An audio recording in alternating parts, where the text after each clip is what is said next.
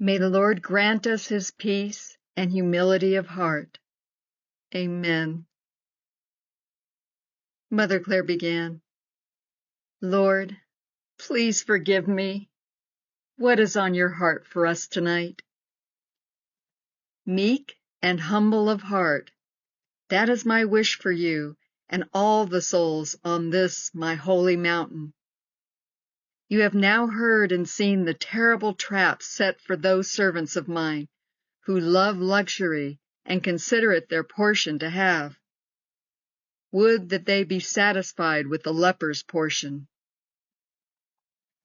O my people, how dangerous it is for you to consider that opulent lifestyle your payment for the graces I gave you to enable the spread of the gospel. This is how wickedness entered the early church when it threw in its lot with the rich and powerful. Now it crumbles before your very eyes. This is the portion of all who have set their hearts on acquisition and control. I never intended my church to be in palaces and cathedrals. I want my people to gather in small community groups to worship me and network with other small groups and faith events. Beloved, you have seen the leaven in your own heart. Once we together accomplish some good work.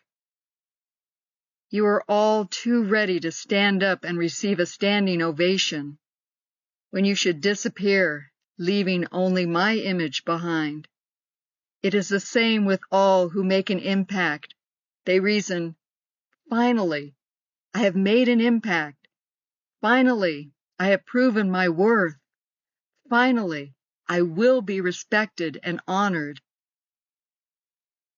This is the way it is with all flesh. So much better would it be if you would discreetly step aside and direct your applause to me. Your flesh wants you to stand front and center and receive the glory.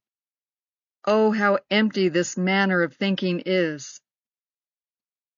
Now men begin to admire and worship you, drawing you deeper into the nets of vanity, where Satan bides his time, until you have lost your way in a maze of flattery and praise. Then the enemy tightens the web around you, until you always consider, what will they think, before you make a decision and you become their puppet. I am ready for and need a new breed of minister, one who prefers the last place at the table, one who drives a functional but not impressive vehicle, one who is more concerned about the state of the soul their audience is in, not how much they are impressed by witty sermons. In short, I need ministers who have a heart for the poor and leave all other considerations behind them, which is where they should be, left in the dust of this world. Clare, I want you to tell them how destructive this worldly attitude is and encourage them to embrace evangelical poverty and cease their endless groveling for status, totally behind. Oh Lord, how hard that is to do.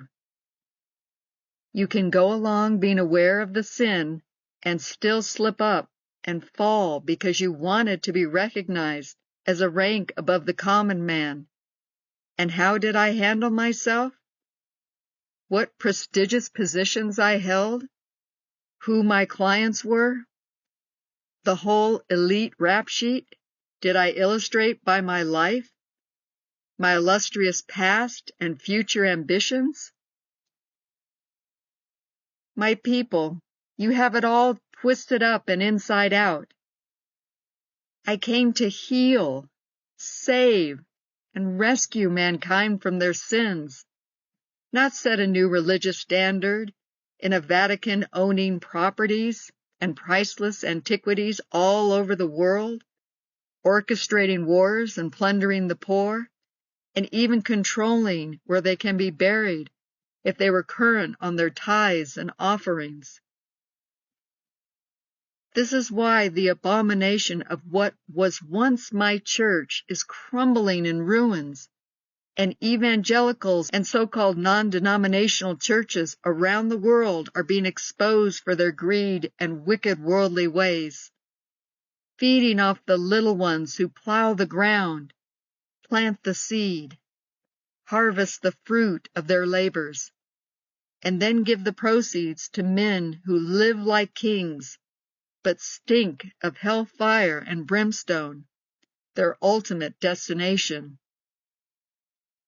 Even as I have said it before, the teachers of the law and the Pharisees sit in Moses' seat, so you must be careful to do everything they tell you, but do not do what they do, for they do not practice what they preach. They tie up heavy, cumbersome loads and put them on other people's shoulders, but they themselves are not willing to lift a finger to move them. Everything they do is done for people to see. They love the place of honor at banquets and the most important seats in the synagogues. They love to be greeted with respect in the marketplaces and to be called rabbi by others.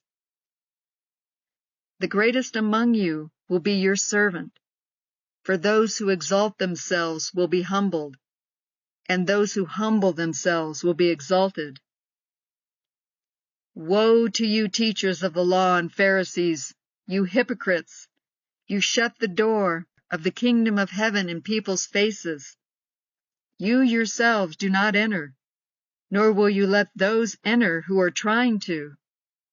You travel over land and sea to win a single convert, and when you have succeeded, you make them twice as much a child of hell as you are. That's in Matthew chapter 23.